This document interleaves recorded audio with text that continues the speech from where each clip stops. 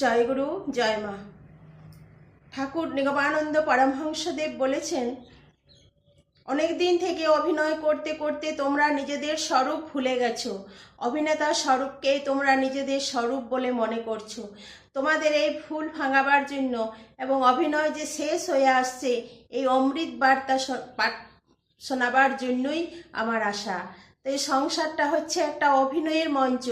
সেখানে আমরা নানা রকম সং সেজে অভিনয় করছি। কেউ পিতা, কেউ মাতা, কেউ পুত্র, কেউ কন্যা।